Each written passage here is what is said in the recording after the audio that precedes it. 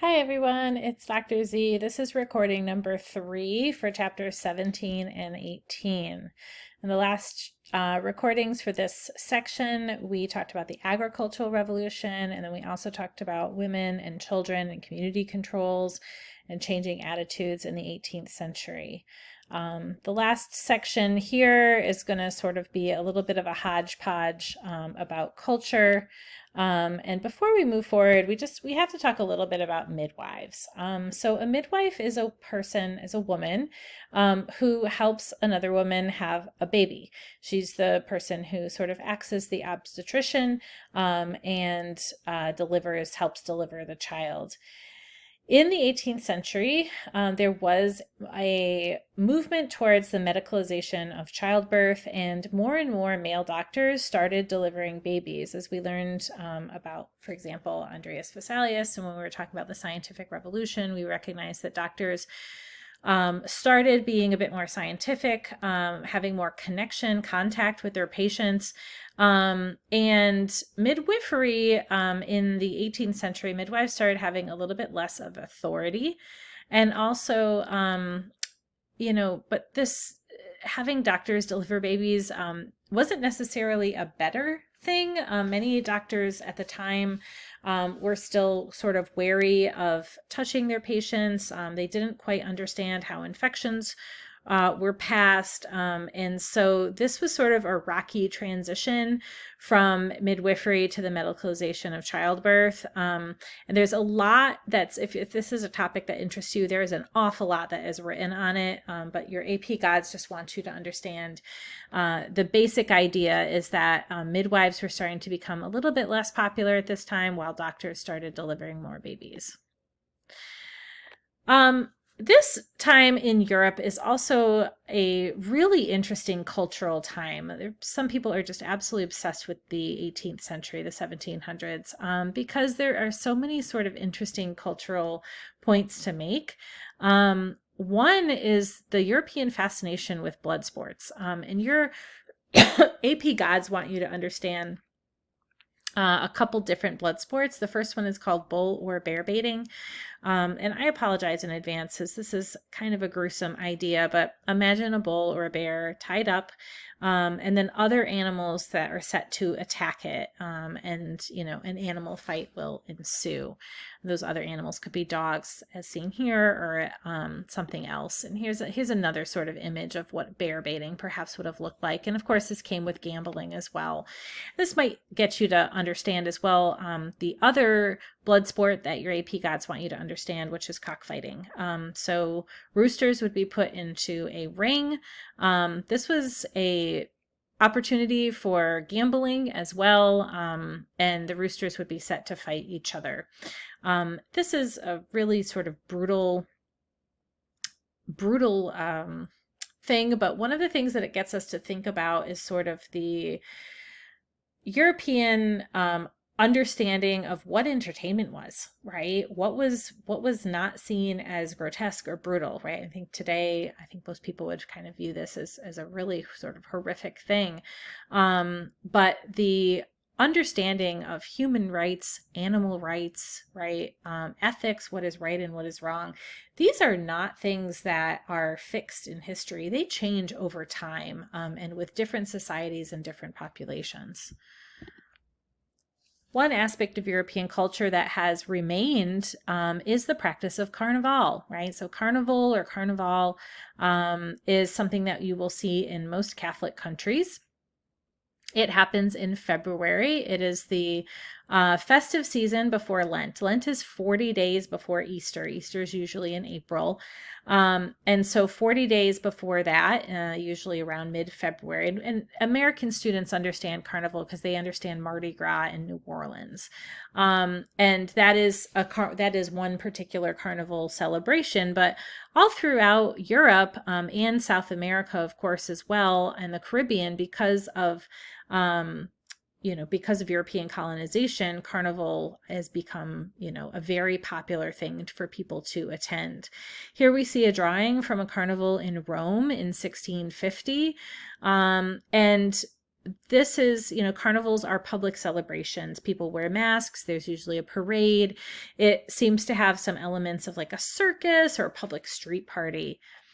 The carnival in Venice is very famous, as you see the masks here. The idea of masking and costumes really sort of enhances the fun and the mystery and the debauchery of the whole thing. There's also usually an excessive consumption of food and drink, right? Because this is a party before Lent. Lent for Catholics is a time where you usually give up something. Many modern Catholics will give up, for example, chocolate, right, for 40 days before Easter. And so the idea is that you're sort of living it up before Lent. And so Carnival was first recorded in medieval Italy, and that's where it's thought to have begun. And of course, Venice is a very famous carnival that people attend every year, but also Rio de Janeiro. I think those two cities have kind of the most famous global carnivals. So from Italy, the tradition spread to Spain and Portugal and France. And then, of course, from France and from Spain and Portugal, they spread to the Caribbean and the American world as well. A lot of things that you'll see in Carnival are a reversal of everyday rules. I remember in the 1990s attending a Carnival festival in a small town in the Netherlands. A lot of babies had been born that year, and so a lot of the parade sort of, was making fun of this baby boom and, what was going on in this small town that all these babies were born. And so there tends to be people who will do, for example, mock battles or food fights. It's a lot of mocking the authorities and a lot of social satire. There also tends to be costumes with exaggerated features like large noses or bellies or over-exaggerated mouths. Sometimes there's elements of animal bodies that are put onto human costumes, and sometimes sort of a gleeful depiction of death and disease, poking fun of things like the plague or other diseases. I can imagine some modern carnivals, finally after COVID, probably poked fun at COVID. One of the other things that happens in the 18th century socially is the consumer revolution. So this is a marked increase in the consumption of luxury goods, and this comes out of urbanization. And people from different economic and social backgrounds, so working class people and, the rising bourgeoisie, they were buying goods that previously hadn't even been available. So this is a departure from the traditional economy that we talked about in the first video of this section, that was dominated by frugality and scarcity, right? And this is leading to the modern model of mass consumption.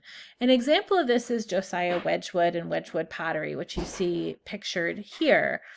He used lots of marketing techniques, and he took, for example, the Queen of England's china, copied the pattern, mass produced it, and then marketed it so everyone could buy some. And people thought, oh, this is great. I can now have the same china that the Queen Queen uses to serve her guests. And so the idea then is that these tastes would trickle down to the middle classes from the upper class. One last bit of culture that we need to talk a little bit about is the Protestant Revival that happens in this time period. In the United States, if you remember from U.S. history, you might have studied the Great Awakening. This is a very similar thing. So this is the Great Awakening, but for Europe, it's called the Protestant Revival. The idea is that Protestants are taking a strong turn towards pietism. So there's the idea of having warm feelings about faith, feeling reborn, right? And the idea of like born again Christianity, and really reviving that sense of the priesthood of all believers from the Protestant Reformation. One big figure in the Protestant revival is John Wesley, and his church, which is the Methodist Church of England. Methodists are known for the idea that the idle hands are the devil's workshop. So therefore you have to be busy all day long. And if you're working hard and you're busy, then you won't be doing bad things like going out and partying and drinking and cheating on your spouse. Methodists also wanted you to only read religious materials. They only wanted you to sing religious songs. You had to dress modestly. You had to always observe Sunday in your business schedule, right? So the idea that businesses are closed on Sunday sort of comes from this Protestant revival. I believe that those Boston Blue laws that were so famous in American history, right, came out of that Great Awakening in the same way. You're not supposed to drink. You're not supposed to talk behind people's backs. And of course, their hard work, the Methodist work ethic, is going to be a major catalyst for the Industrial Revolution, which we will be learning about in January. So here is John Wesley, kind of known for his sort of hellfire and brimstone, like, really, really vigorous Protestant preaching method. This is just one last cultural touch point. We will stop here. That is the end of this section. Thank you for tuning in. Take care.